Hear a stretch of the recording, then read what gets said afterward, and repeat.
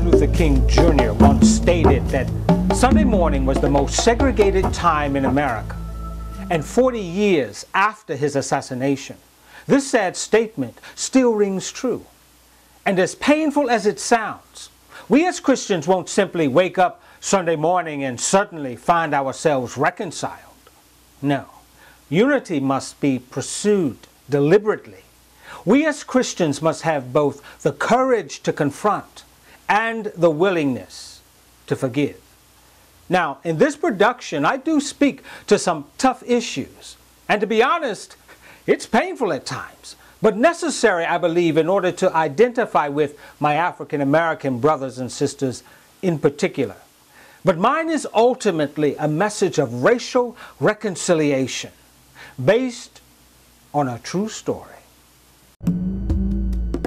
As my foreparents were beaten and enslaved, raped of self, I too bear the scars of their injustice. Scars that burn unhealed, infected, and reeking with the foul stench of hatred and injustice.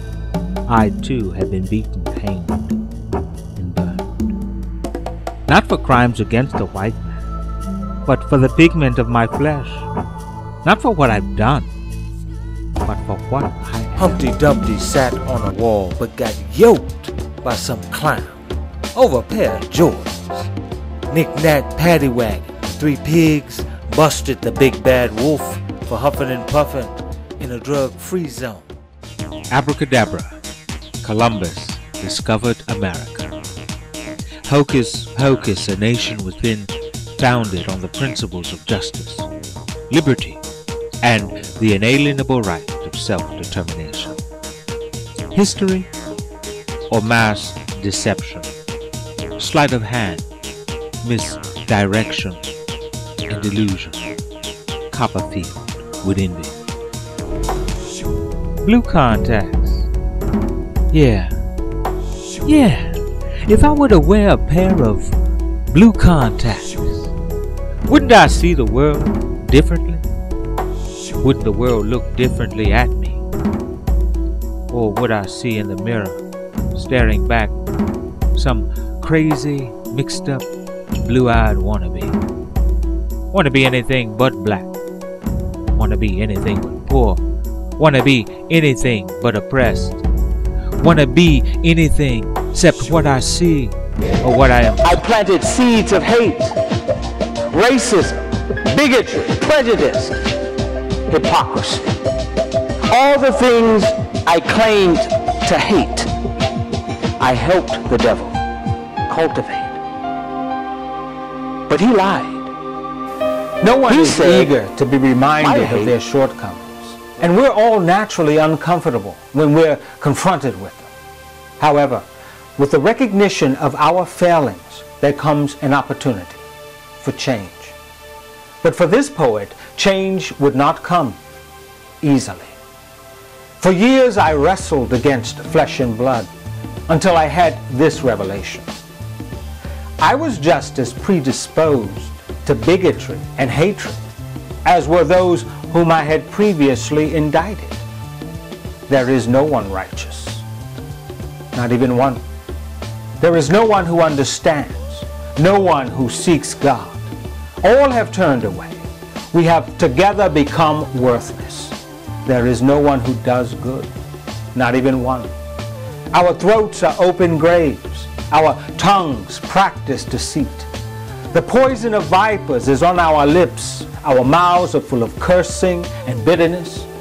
Our feet are swift to shed blood. Ruin and misery mark our ways, and the way of peace we do not know. There is no fear of God before our eyes. In our image, the truth denied yields itself to foolish pride. So just what color are the souls of men? And in what color should we paint our sin? Our hearts embittered and our souls defiled, while on bitter fruit our spirits feed. So just what color does salvation bleed? Regardless of our social status, political orientations, or religious beliefs, African Americans all share a common history. And decades after our emancipation, we continue to endure discrimination and racial bigotry. Consequently, our continued fight for racial parity and social justice is in itself commendable. However, as Christians, if we are to be about our Father's business, dare we promote racial solidarity at the expense of Christian unity? Who in fact are our brothers and sisters, if not those who hear the voice of the Lord and obey it? Given our painful history, African Americans are especially vulnerable to feelings of bitterness and unforgiveness.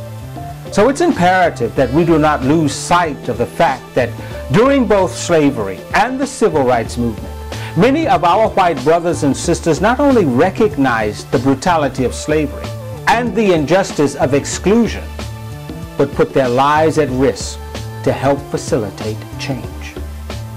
Nor should we abate the fact that Africans fought and enslaved fellow Africans before and during the exploits of the European antagonist. The inclination of the heart of man is depraved from his youth up, and we are all victims of the hatred and prejudices of others as well as our own. Still, our struggle is not against flesh and blood, but against the rulers, against the authorities, against the powers of this dark world, and against the spiritual forces of evil in the heavenly realm.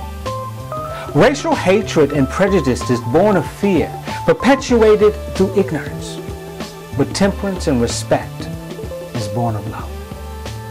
The right path is not an easy one. Your struggle is my struggle. Your victory, my victory. Amazing grace, how sweet the sound that saved the soul like me.